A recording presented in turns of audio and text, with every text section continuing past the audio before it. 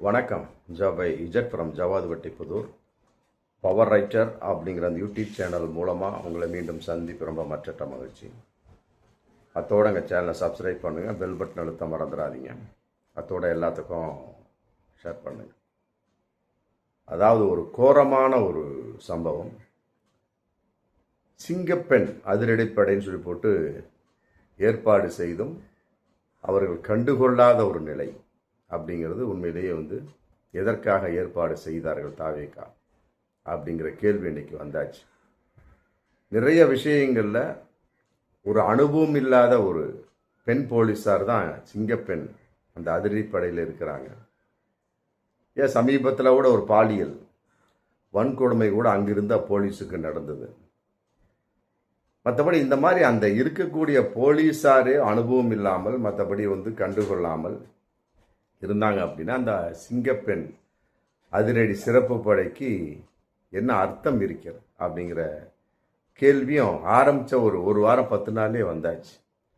மதுரையில் ஒரு சம்பவம், ஒரு 22 வயசு பெண்ணுக்கு நடந்திருக்கு.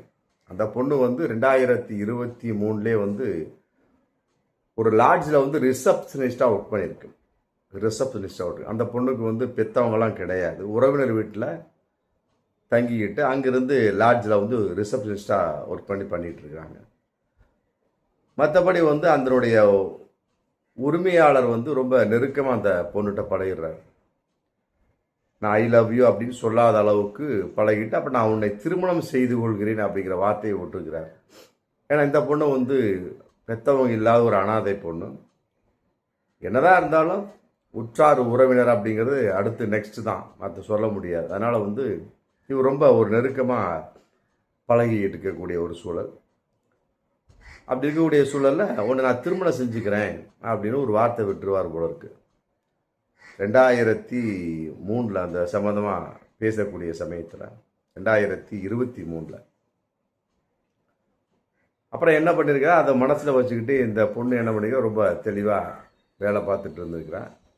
அதன் அடிப்படையில் ஒரு வருஷம் கழிச்சு 2024 ஏதோ ஒரு தேதியில் திடீர்னு ஃபோன் அடிச்சு, இன்னைக்கு வசூலான பணத்தோட என் வீட்டுக்கு வா, வீட்டில் என்ன குடும்பத்தோடு நான் இருக்கேன் அப்படின்னு சொல்லிட்டு சொன்னாராம்.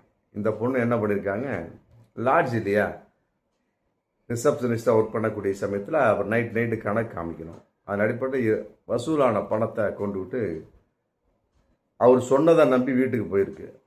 போனோம் அப்படின்னா அங்கே குடும்பத்தார் யாருமே கிடையாது, மனைவி மக்கள் யாருமே இல்லை. ஒரு 4-5 பேர், இவரும் உட்காந்துருக்காரு. எல்லாமே ஜென்ட்ஸ் தான் உட்காந்துருக்குறாங்க. பார்த்த உடனே இந்த பொண்ணுக்கு ஷேக் ஆயிடுச்சு. உடனே அவர் என்ன சொன்னார், உட்காருமா போட்டு தண்ணி கொடுத்த குடிமாச்சு போட்டு தண்ணி பார்த்தோம்னா அதில் மயக்க மருந்த கழுத்து கொடுத்துருக்குறாங்க.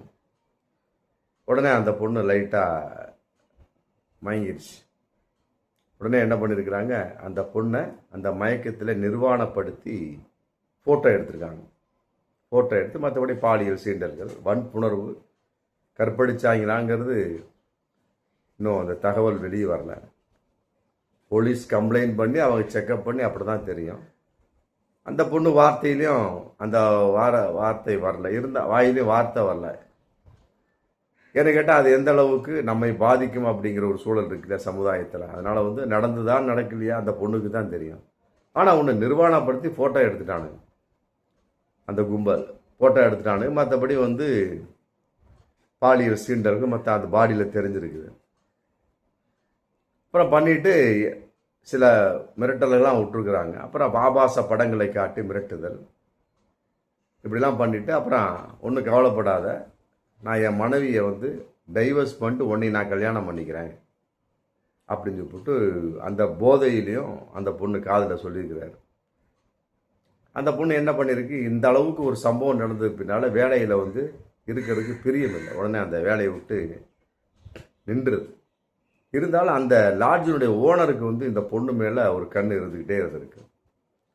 அதன் அடிப்படையில் 30/4/2027 மதுரை பைபாஸ் அதில் அந்த பொண்ணு நடந்து போயிட்டுருக்கு.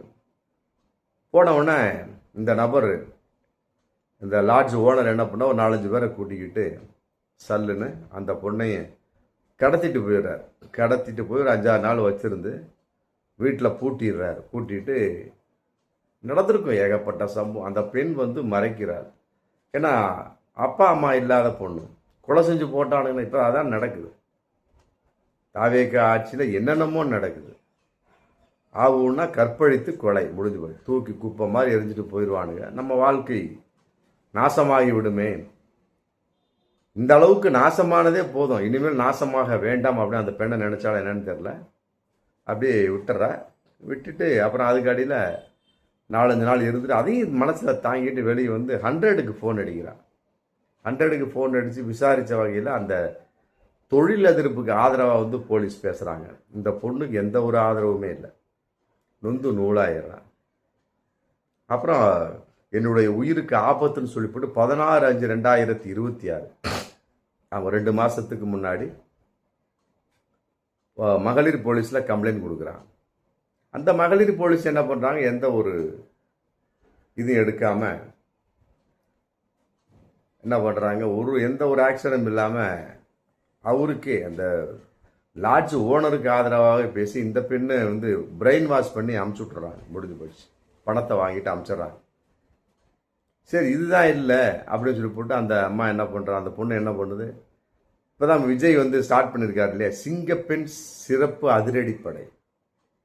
அதுக்கு ஃபோன் அடித்து இந்த மாதிரி சொல்லியிருக்கு. சொன்ன உடனே அங்கேயும் எந்த ஒரு ரெஸ்பான்ஸுமே இல்லையா. நல்லா யோசிக்கணும். 100க்கு அடித்து எந்த ரெஸ்பான்சிபிள் இல்லை. பிரெயின் வாஷ் பண்ணி அங்கே வந்த போலீஸார் வந்து அந்த தொழிலதிபர் அந்த லாட்ஜ் ஓனருக்கு ஆதரவாக பேசி அமுச்சு விட்டாங்க. அதுதான் அப்படி போச்சு. அப்படின்னா மகளிர் போலீஸில் கம்ப்ளைண்ட் பண்ணா அப்படின்னா மகளிர் போலீஸ் பிரெயின் வாஷ் பண்ணி அமுச்சு விட்டாங்க. அந்த லாட்ஜ் ஓனருக்கு காசை வாங்கிட்டு அமுச்சு விட்டாங்க. சரி இதெல்லாம் விட சிங்கப்பெண் அதிரடி திட்டம்னு விஜய் ஸ்டார்ட் பண்ணியிருக்கிறாரு அப்படின்னு அங்கே பார்த்தோம்னா அங்கே எந்த ஒரு ரெஸ்பான்ஸுமே இல்லை. அந்த பொண்ணு வந்து இன்னைக்கு ரொம்ப வெக்ஸ் ஆகி நிற்கிறான். இதை வந்து யார் எடுத்து செய்வது அப்படிங்கிற கேள்வி. மற்றபடி வந்து மனசு வெந்து போய் இன்னைக்கு வந்து அந்த பெண் வந்து என்னடா சிங்கப்பெண் அதிரடி திட்டம்னு ஸ்டார்ட் பண்ணாங்க, ஒன்றுமே இல்லையே அப்படின்னு அந்த சிங்கப்பெண் அதிரடி திட்டம் எதற்காக அப்படின்னு மனசுக்குள்ள நொந்து நூடுல்ஸ் ஆகி போனதாக இன்னைக்கு தகவல் போயிட்டு பாருங்க. அந்த மாதிரி ஒரு தகவல் சம்பவம் நடந்திருக்கு. அதோட இன்னொரு மோசமான சம்பவம் சிவகங்கை மாவட்டம் காரைக்குடியில் நடந்திருக்கு. அதாவது வந்து ஒரு துப்புரவு தொழிலாளி, ஆமாம் துப்புரவு தொழிலாளி வீடு இது தெருவுகளை கூட்டக்கூடியவர்கள், சுத்தம் செய்யக்கூடியவர்கள் இருக்கக்கூடிய சமயத்தில் பணியில் இருக்கிற சமயத்தில் ஒரு 50 வயசு பெரியவர் என்ன பண்ணியிருக்கிறாரு, கொஞ்சம் அதட்டுவார் போல இங்கே செய்ய அதை செய்யுது அப்படிங்கிறப்ப அப்புறம் அந்த நேரத்தில் சில பாலியல் தொல்லையும் கொடுத்துருப்பார் போல இருக்கு. அந்த பொண்ணு வந்து அந்த துப்புரவு தொழில் அந்த பெண் வந்து பொறுத்து பார்த்துருக்கான். ஏன்னா புகார் கொடுத்துருக்கா. அவருக்கு மேலே இருக்கக்கூடிய ஒரு அதிகாரி இருப்பாங்க, புகார் கொடுத்துருக்கா. பேசின உடனே காம்ப்ரமைஸ் பண்ணி விட்டாங்க. எந்த ஒரு நடவடிக்கையும் இல்லை. அப்படி இருக்கக்கூடிய சமயத்தில் அப்படி போயிட்டுருக்கிறா. இப்போ 2 நாளைக்கு முன்னால் அதே பெண்ணுக்கு அந்த பெரியவர் 50 வயசு பெரியவர் என்ன பண்ணியிருக்கிறாரு, மீண்டும் சில தொல்லைகளை கொடுத்துருக்கிறார். பழையபடி அந்த பொண்ணு துப்புரவு தொழிலாளி என்ன பண்ணியிருக்கிறாங்க, சுத்தம் பண்ணிக்கிட்டே வந்துட்டு ஒவ்வொரு வீட்டுக்கும் அந்த இது குப்பையை வச்சுருப்பாங்க இல்லையா, கொடுக்க அதை வண்டியில் போட வந்துட்டு சமயத்தில் இந்த பொண்ணு கேட்டிருக்கா. அவர் என்ன பண்ண வீட்டுக்குள்ளே வரமாட்டேன்னு சொல்லிட்டு கூப்பிட்டுருக்கிறாரு. குப்பை இருந்தால் குப்பையை கையில் கொடுத்து போட வேண்டியதான், முடிஞ்சு போச்சு. அது என்ன வீட்டுக்குள்ளே வரமாட்டியான்னு கூப்பிடுறது. ஒரு துப்புரவு தொழிலாளி ஒரு பெண்ணை பார்த்து அந்த அம்மா வந்து கோவிச்சுட்டு அப்படியே போயிட்டாங்க. பின்னாலே ஒரு வண்டி எடுத்துகிட்டு போய் சில கையை பிடித்து இழுத்துருக்கிறார். ஆமாம், கையை பிடித்து இழுத்துருக்கிறாரு. அந்த அடிப்படையில் அந்த அம்மா வெக்ஸ் ஆகி காரைக்குடி போலீஸில் வந்து கம்ப்ளைண்ட் பண்ணியிருக்கிறாங்க. எந்த நடவடிக்கையுமே இல்லை. சரி இதுதான் நடவடிக்கை இல்லை. இப்போ தான் சொல்கிறாங்க இல்லையா தாவேக அரசு சிங்கப்பெண் சிறப்பு அதிரடிப்படை அப்படின்னு. அதில் நம்ம பார்த்து நம்ம ஏற்பாடு பண்ணிக்கலாம்னு சொல்லிட்டு அந்த ஃபோன் அடித்தோம்னா அங்கேயும் எந்த ஒரு பலனுமே கிடையாது. அதனால் வந்து அவரை போலீஸில் கைது செய்ய வேணும்னு சொல்லி போட்டு இன்றைக்கி அந்த அம்மா வந்து புகார் கொடுத்துருக்குறாங்க. நடவடிக்கையே இல்லை. இத்தனைக்கும் வந்து நாங்கள் வேலை செய்ய மாட்டோம்னு சொல்லி போட்டு அந்த தெருவுக்குள்ள தர்ணா போராட்டம் கூட பண்ணியிருக்கிறாங்க, அந்த துப்புரவு தொழிலாளிகளாக சேர்ந்து. எந்த ஒரு நடவடிக்கையும் இல்லை அப்படின்னா தாவேக அரசினுடைய நிலைப்பாடு என்ன, சிங்கப்பெண் திட்டத்தினுடைய நிலைப்பாடு என்ன? அடிச்சா போகணும், பேசணும், மற்றபடி அதுக்கு உண்டான ஏற்பாடு. இத்தனை நிகழ்வு நடந்திருக்கு, பெண்ணுக்கு எந்த பாதுகாப்பும் இல்லைன்னா அந்த சிங்கப்பெண் திட்டத்தை ஆரம்பித்து என்ன பிரயோஜனம் இருக்கிறது அப்படிங்கிற கேள்வி இன்னைக்கு வந்தாச்சு. பார்ப்போம் மீண்டும் அடுத்த வீடியோ. நன்றி.